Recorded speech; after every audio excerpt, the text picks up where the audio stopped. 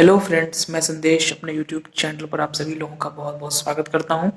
आज हम ओशनोग्राफी के एक बहुत ही इम्पोर्टेंट टॉपिक पे बात करेंगे। सेकंड चैप्टर हमारा। पहले चैप्टर में हम लोगों ने मीनिंग और स्कोप को थोड़ा समझा, वो एक बेसिक सा चैप्टर था। लेकिन आज का जो ये चैप्टर है ये बहुत ही ज़्यादा इम्पोर्टेंट है, क्योंकि आज हम लोग देखेंगे ओरिजिन ऑफ ओशंस। महासागरों को जानने के बाद ओशनोग्राफी को थोड़ा हम लोग समझ लिए हैं। अब हम लोग महासागरों की उत्पत्ति किस प्रकार हुई है, इस पर हम लोग आज बात करेंगे। इस टॉपिक का अध्ययन होगा और बहुत ही इजी ये चैप्टर है। हालांकि अ, आपके ग्रेजुएशन और पोस्ट ग्रेजुएशन के सिलेबस में ये दिया रहता है जनरली, और उसमें बुक्स में ये एक साथ कहीं पर ही नहीं मिलता। मतलब बुक में एक हेडिंग के अंतर्गत ये टॉपिक आपको शायद ही मिले। ये टॉपिक ऐसा है जिसमें बहुत सारे टॉपिक्स इंक्लूड हैं, अटैच्ड हैं। तो अलग अलग जगह से इसके जो टॉपिक्स हैं, इसमें जो चीज़ें हैं वो हमें थोड़ा खोजना पड़ता है। तो इसलिए इस टॉपिक को पढ़ना बहुत ही ज़रूरी है कि किस प्रकार से जो हमारे ओशंस हैं वो उनकी ओरिजिन हुई, या ओरिजिन से अच्छा हम उसमें ये बोल सकते हैं कि ओशंस किस प्रकार से ओपन हुए, खुले किस प्रकार से, सागरों का खुलना। तो चलिए हम लोग शुरू करते हैं इस टॉपिक को।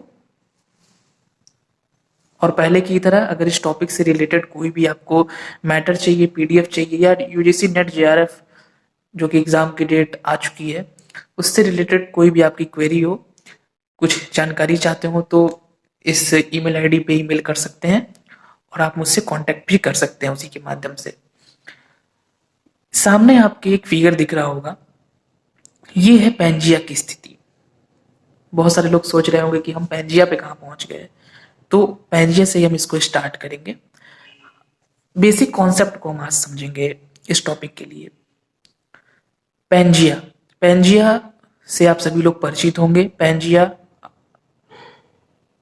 अल्फ्रेड वेगनर, एक बहुत ही बड़े विद्वान जियोग्राफी के क्षेत्र में, जिन्होंने अपनी कॉन्टिनेंटल ड्रिफ्ट थ्योरी दी थी। आगे हम लोग उस थ्योरी की बात करेंगे। और उसमें उन्होंने बताया था कि सभी के सभी जो हमारे कॉन्टिनेंट्स थे वो जुड़े हुए थे, और वो था हमारा पैंजिया। और इसके चारों ओर जो वाटर बॉडी है आपको दिख रही है लाइट ब्लू कलर में, ये थी पैंथालासा। और ये हमारे सारे कॉन्टिनेंट्स अटैच थे, जुड़े हुए थे, ये था पैंजिया।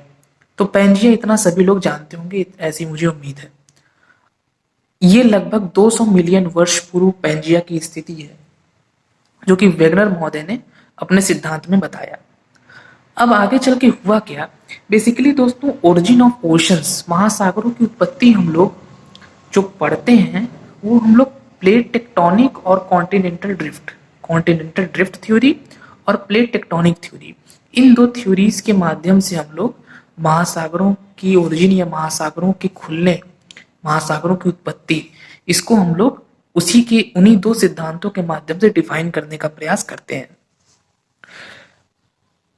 बहुत सारे लोगों को ये लग रहा होगा कि मैं एक बार ओशंस की ओपनिंग बोल रहा हूँ, कभी कभी मैं ओशंस की ओरिजिन बोल रहा हूँ।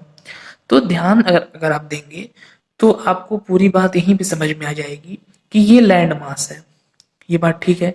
इसके चारों ओर आपको वाटर बॉडी देखने को मिल रही है।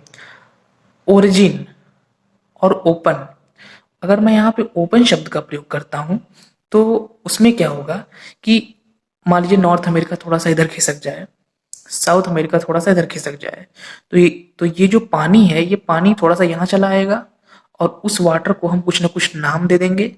साउथ अमेरिका और नॉर्थ अमेरिका के बीच में एक छोटा सा सी है, कैरेबियन सी, आपको याद होगा।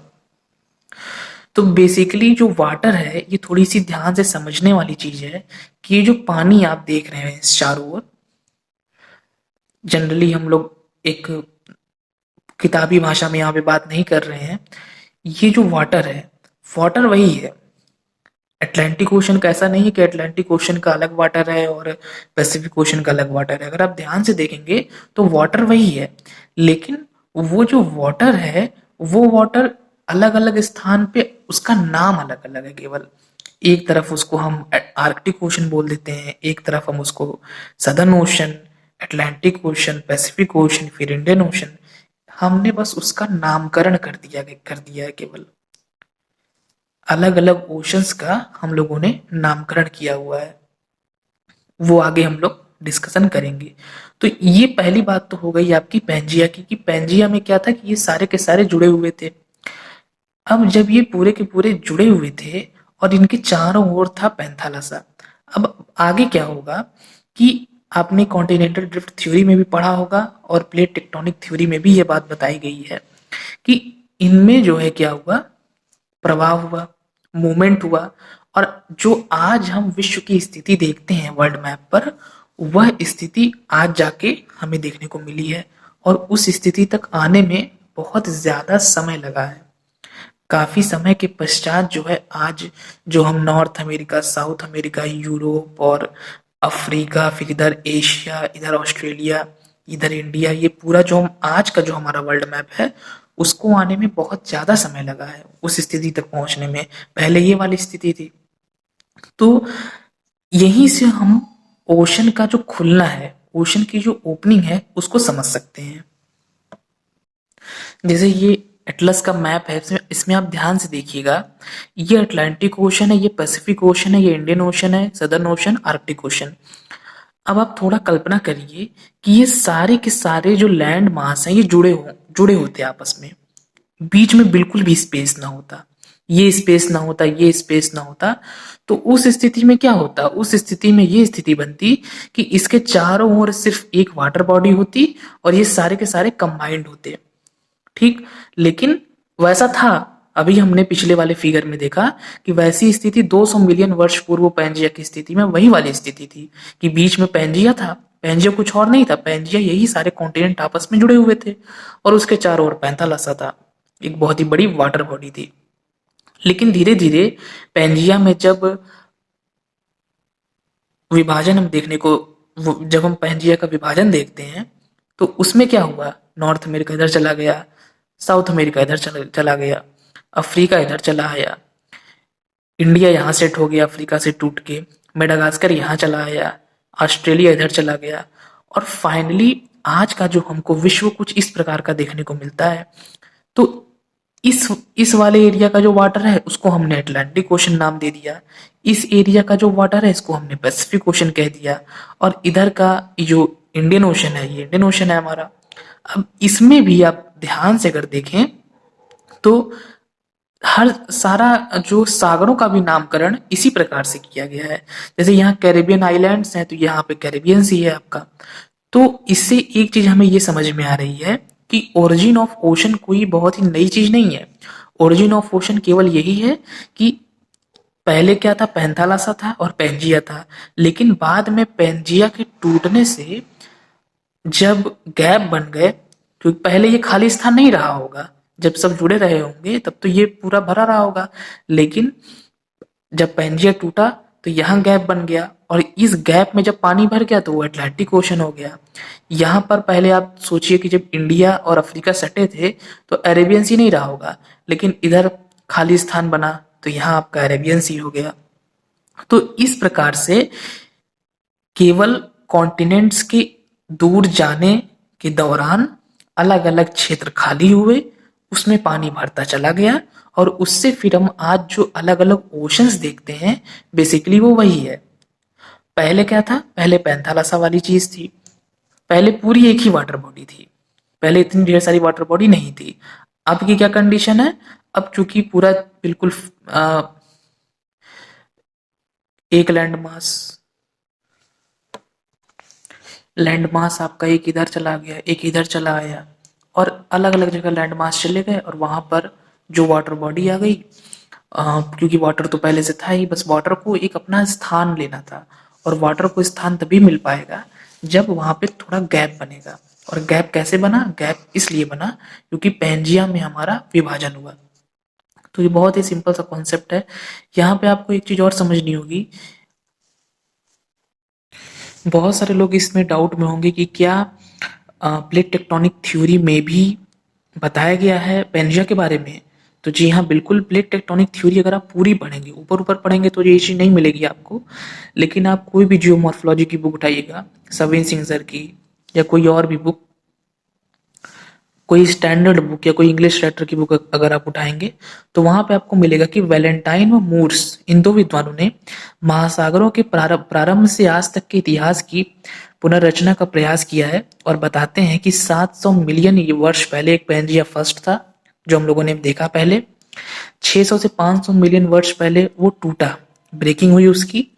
300 से 200 मिलियन वर्ष पहले जो इसके पार्ट्स थे वो आपस में ज्वाइंट हो गए और पेंजिया सेकंड बना। मतलब पहले एक पूरा लैंड मास एक था, वो टूटा, टूटने के बाद जो उसके टुकड़े थे वो फिर जुड़ गए और पेंजिया सेकंड बना और जुरासिक एज में जाकर के पेंजिया 2 की भी ब्रेकिंग हुई। तो एक साइकिल टाइप का इन विद्वानों ने बताने का प्रयास किया है। तो यहाँ से बस आपको एक हिंट मिल रहा है कि प्लेट टेक्टोनिक थ्योरी में भी पेंजिया का कॉन्सेप्ट आया था बाद में। और ये जनरली काफी जो स्टैंडर्ड बुक्स हैं उसमें ये टॉपिक आपको जरूर देखने को मिलेगा, जो वैलेंटाइन और मूड्स विद्वानों ने, इन दो लोगों ने काम इस पे किया हुआ है। और जनरली जब हम लोग ओरिजिन ऑफ ओशन पढ़ते हैं तो origin of ocean, continental drift और प्लेट टेक्टोनिक थ्योरी, इन्हीं दोनों सिद्धांतों को मिला जुला के हम ओशंस की ओरिजिन की बात करते हैं।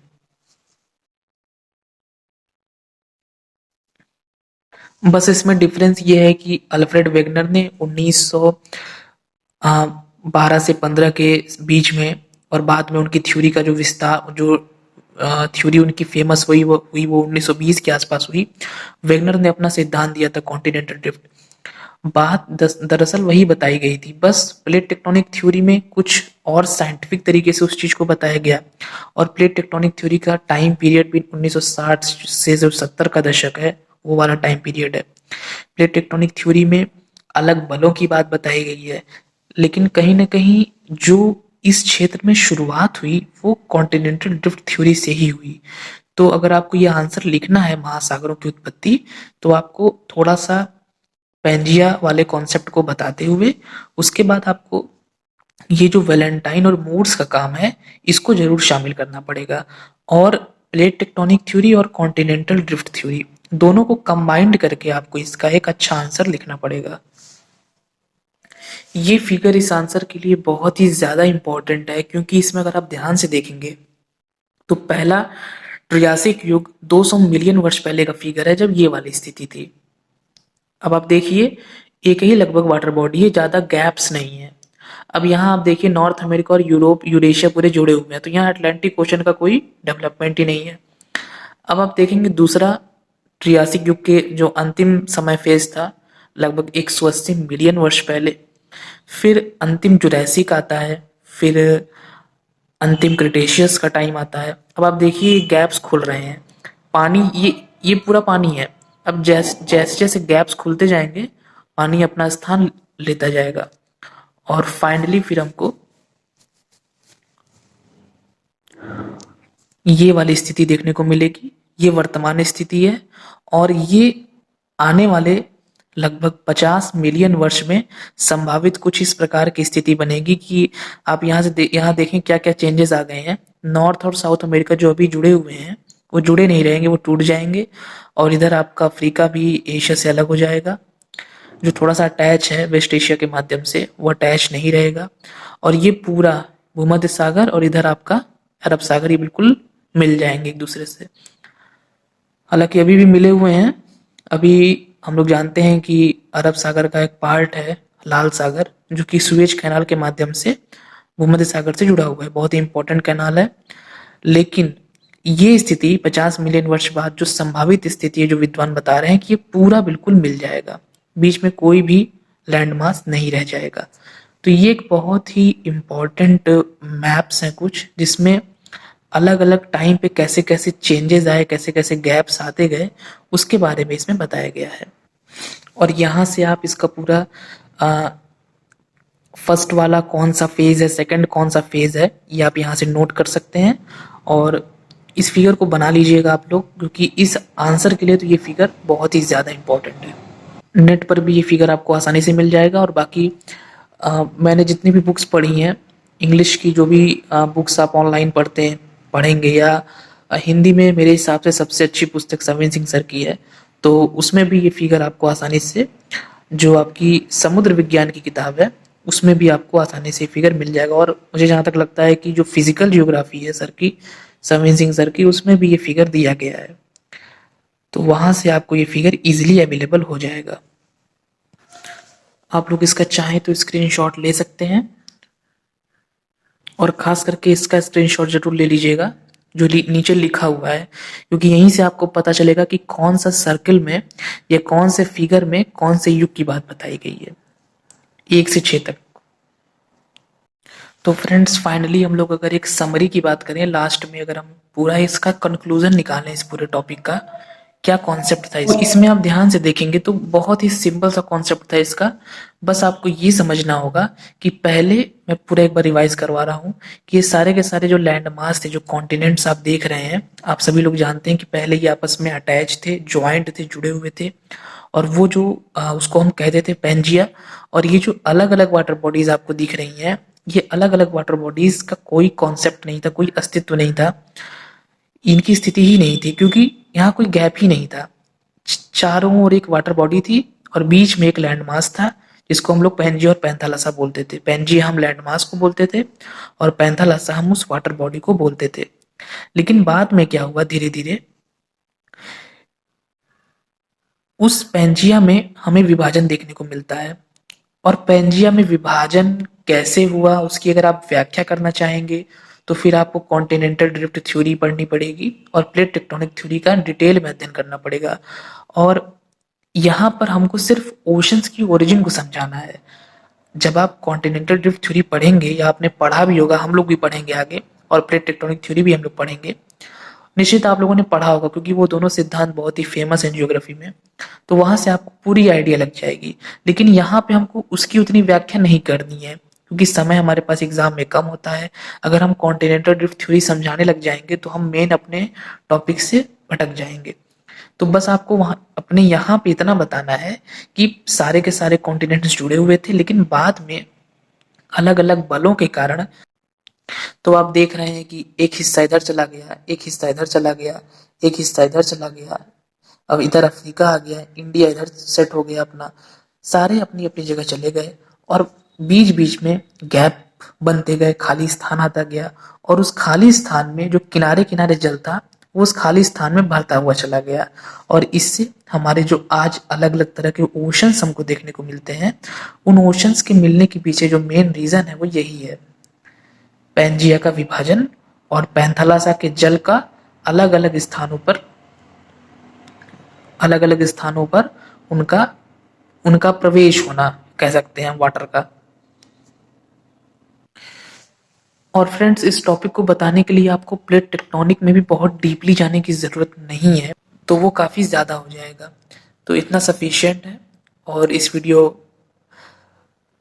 को मैं फिलहाल यहीं पे समाप्त करता हूँ, इस टॉपिक को फिलहाल इस अध्याय में इतना ही। आगे हम लोग किसी और टॉपिक पे बात करेंगे ओशनोग्राफी में।